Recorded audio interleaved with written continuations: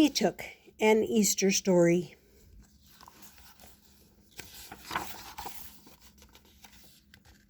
These are Easter lilies, crocuses.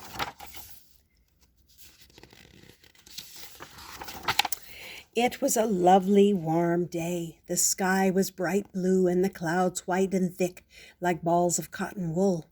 Everything seemed full of color, big, happy colors like those in a painting book. Even the maize in the bowls was yellower than usual. Petook was happy. He had reason to be. He was a fine cock with snowy white plumage and a red comb that positively glowed in the sun. And today he had become the father of 12 little chickens. He thought that there were no chickens like them, none so round, so yellow, so fluffy, so bright-eyed. As for his wife Martha, the brown speckled hen, plain and homely soul though she was, she had become all grand and important. During the past weeks, Petook had sometimes felt a little impatient. It seemed that Martha had some secret that he did not share. It made her very happy, but it also made her look almost smug, and it annoyed Petook to be outside of it. Martha had just sat on the eggs, with a tiny smile on her face and her eyes nearly shut, as if she were looking into herself, at a ball of light that was growing inside. Not talking, not moving, only making a funny little sound of happiness in her throat now and then. But now Petook understood. It was he who was smiling, and so bursting with pride and joy that he could not speak. Petook was sitting on the wooden gatepost, dreaming of his family, when a group of hens ran up to him. "Come," they clucked, "some stranger has been walking through the vineyard." Petook, who was as inquisitive as any hen, though he would not have liked it to be known, got up at once and hurried off with the others. Sure enough, there on the dewy grass beneath the vines were the impressions of a child's feet. They were set in a straight line toward Jerusalem. But Petook knew that between the vine and the road to Jerusalem was the chicken run, and Martha and the children. He began to fly in short, violent bursts of flight back to his family. All the way he was saying to himself, "I am sure that they were a boy's footsteps, and boys are sometimes careless, even when they're not cruel. He might tread on one of the chicks." Petook could see that some of the fruit fallen under the vines had been trodden and crushed. When he got to Martha, he knew that he need not have been afraid. It is true that there was a boy there, but this boy was kneeling by the little brown hen with a look of wonder on his face, quite spellbound by the lovely sight of Martha gathering the chicks under her wings. His hands, which were thin and golden colored, were spread out like protecting wings over Martha. His lips were slightly parted, his eyes shining. So rapt was he that Petook thought it must be the first time that he has seen a hen gathering her chickens. For Martha, prouder than ever, was clucking softly and pushing the little ones in under her wings. Petook preened himself. He strutted up and down and round and round. He noticed every detail of the day, just as people notice every detail in a picture, if it is rare and lovely, and one which they may not see again.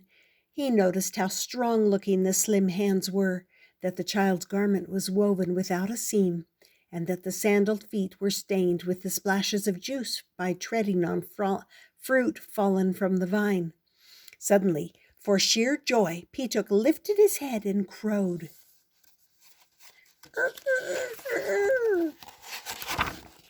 Years had gone by. Petook was quite old. He had just passed through an uneasy night. Everything had been steeped in moonlight, but all had looked strange and sad. He could see the distant hill of Calvary, where the 3 tall trunks always stood. Only when someone was to die did the trunks become crosses, for then the poor person brought the beam that was fastened across the trunks for him to hang on. By getting on top of the dovecot and stretching his neck, Petook could just see the trunks as dark bars on the shining sky. It seemed as if morning would never come. Martha was puffed out, sleeping on her eggs, and there was no one to talk to. The moonlight had made long black shadows on the grass, and the grass was like pale green water. But suddenly there came a break in the sky, and like a red wound morning came. And suddenly Petook crowed out loud and long, for he felt somewhat excited and lift up. He could not tell why. All day long he kept returning to the dovecot and looking as if a spell were on him at the trunks. At about midday, or maybe a little after, Petook saw that there was a little smudge at the top of the hill, which must be people. And then the crossbeam went up. When he saw it, he slowly opened his wings, for to him the cross looked just like that, like the opening of great wings. Of course, he did not know who was being lifted up there. He did not know that it was the lovely little boy, or that the little boy had remembered Martha and her chicks years after, and had said to hard-hearted men, "Jerusalem, Jerusalem, how often would I have gathered you under my wings, as the hen gathers her chicks, and you would not." It was 3 days later, a morning cloaked with sunlight as with a garment of golden gossamer. Petook's dark mood had changed. He had a feeling of certainty that Martha's chicks would come out of the eggs today.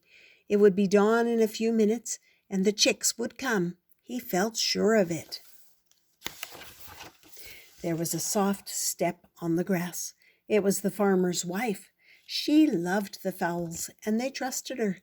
Now she knelt down by Martha, and Martha did not open her eyes, but made a soft gurgle of greeting in her throat. The woman put her hand gently under the hen's breast and drew out an egg. It was a lovely egg, a soft golden pink color, and it lay in the palm of the kind hand, warm and beautiful. The woman put the egg back. Then she leaned down. She was listening. Petook was listening too.